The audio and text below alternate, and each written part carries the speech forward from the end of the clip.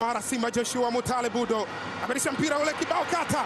Ateba anakataliwa. Mutale anakataliwa tena. Hatari katika ukamsifu touch ama setup nzuri, akataka kumbabua na ameucheza Djigui Diarra. Save ya thamani kabisa. Young Africans wanashangilia, lakini Simba wanaweza wakawa na ghadhabu kama aliyokuwa nayo wa msimu jana. Wa Young Africans wanakuambia Pacome anastahili.